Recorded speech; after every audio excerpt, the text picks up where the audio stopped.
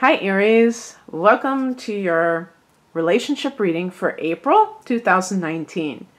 I'm Raina and I am putting a little statement in front of this video and all the videos for this series.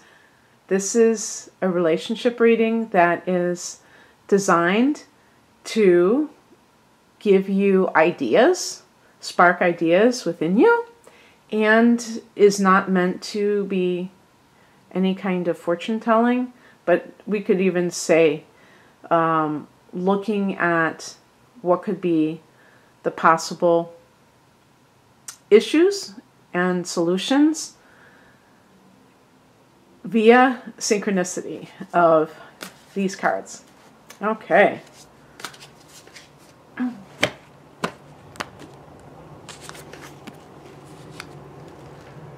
Happy birthday, by the way. I forgot to say that too. Oh, it's April. I wouldn't say that to Pisces. I did Pisces first thinking it was March, or forgetting that I was doing it for April at the very beginning, and I can actually say that to you. So, all right, look what we have here. Yeah, we have Earth energy. It's funny because I also have the Hierophant, which is Taurus. So, but the oh, how many times am I going to say this and not look it up? The Ten of Pentacles. Pentacles connects to Earth energy. So we're talking about tangibility. Let me bring this up. This is the heart of the matter. So we're looking at, I believe it's Capricorn because Capricorn rules the 10th house, but Virgo and Taurus are also earth signs, and earth represents what is in the material world that we're concerned about. So money and career, although in this it's just the job itself. Wands to me are more about career, the creativity that comes with career. This is more about the status of the job and the money that the person is making. And what else? The body. So, you know, health and things like that. So when I'm, you know, if this is a love reading and I'm getting a card like the Ten of Pentacles, and this is a relationship reading, as I stated, so this is meant for people that are having trouble in their relationships. So if you have the Pentacles front and center, this could indicate that you're dealing with money issues for whatever reason in your relationship. But this is a very good money card. So, you know, it's not like there's money problems, but could it be that there is too much emphasis on money in the relationship? And you may not even be the one doing it. It could be your partner. In the past position, we have the Knight of Cups. And this reminds me of the Pisces reading that I just did, where it was like, as you know, like love, you know, that's what the cups represent, the soul and the emotions, and could even literally be water signs, Pisces, Cancer, and Scorpio. And it's an offer of love. Sometimes it can be even considered a job offer, but you know, I'm limiting it to relationship love issues. So we have this situation of financial abundance, and then we have this offer of love. And what do we normally see in that scenario? Somebody who has a comfortable life, but perhaps doesn't feel that they really love their partner. That's what I'm getting, because I do look at challenges with the relationship. I wouldn't do relationship readings for people who are blissfully happy. That would make absolutely no sense. Can you imagine doing a reading like that and telling people that, you know, oh, you know what, everything's fine now, but in 6 months it's going to, you know, go to hell in a handbasket? No. So the higher message is the King of Pentacles. This is the spiritual message, the King of Pentacles. What could that be? What could a spiritual message be with King of Pentacles? Well, in some cases, it could be that the universe is telling you that you might be, what's that word, like, I was going to say neglecting, but you may be taking for granted this individual in your life.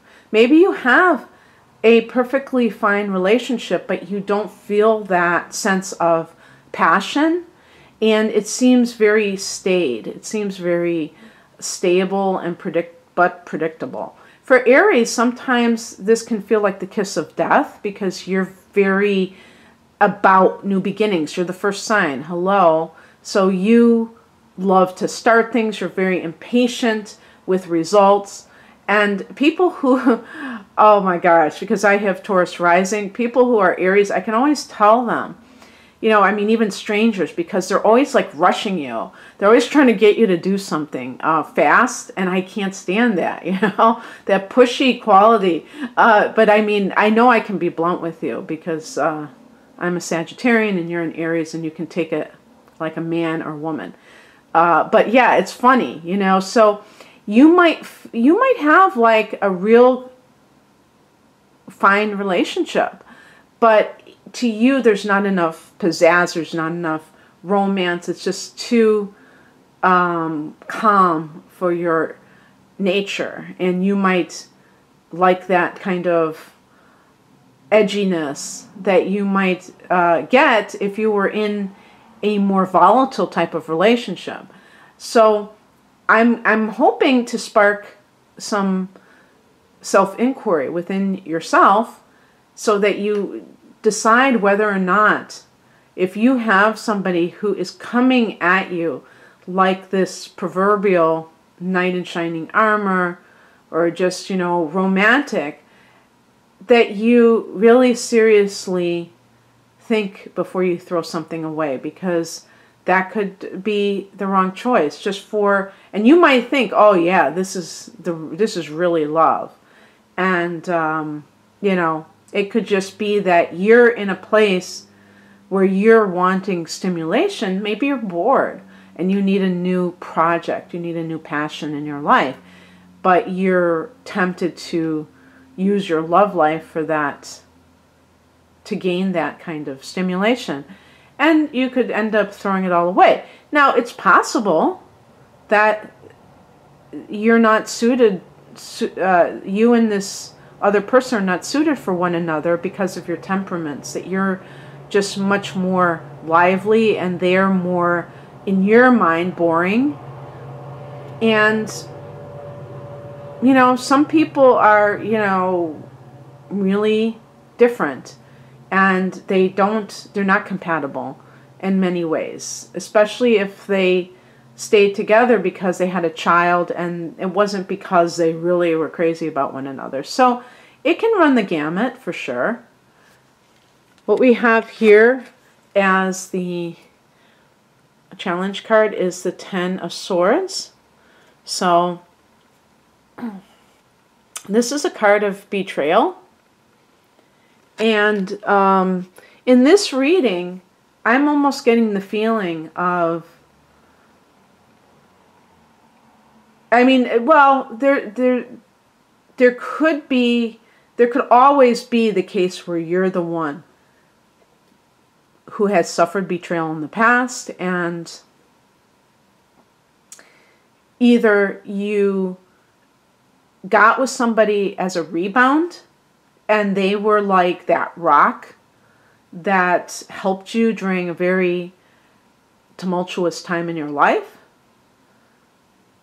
or there could be a situation where you are the one who's risking betraying your partner over what I would say with the Knight of Cups. It could be like a Harlequin romance. It could be like almost like a fantasy of what love is, but it might not pan out that way. It might just be that that person wants to present themselves as this savior or as this romantic figure, but they don't have any consistency.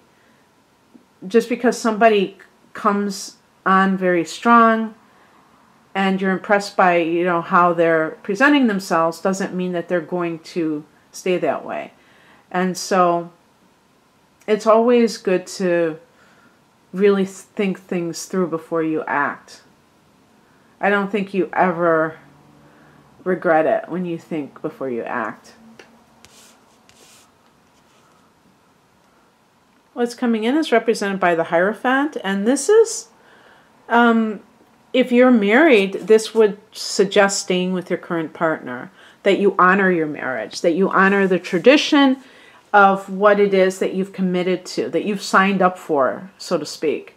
So, yeah, I mean, there could be a morality at play here where you are tempted by somebody, but you decide at the end of the day that you're not willing to go outside of your marriage, or it doesn't, again, you know, it might not be a marriage, but a committed relationship. By the way, the focus card, the 10 of Pentacles, this is a family card as well, family wealth. But it could be like a family lineage, you know, where it's like generational. So that kind of solid life, while for an Aries or any fire sign person may at times feel a bit stifling, confining, maybe not as daring and exciting as an Aries person would like their life to be, it could provide that foundation for you so that you can achieve a lot in your life. And the outcome is the Ace of Swords, which is kind of a continuation. It's really seeing things as, you know, they are, you know, in a very clear way. Having that clarity. That's always great, isn't it? When you make a decision and there's no doubt in your mind that you made the right decision. I think that is something that is really, it feels very comfortable. There's nothing worse than making a decision and still double, you know, second guessing yourself about it, you know. It's you always feel like, okay, did I do the right thing, you know? But in this case, it's like, no, I'm seeing the truth. And I know that this is the right thing to do. This is the right path to take. So, in any case, Aries, I hope that you enjoyed this. If you'd like a personal reading, please click on the link below. Have a great month. Bye.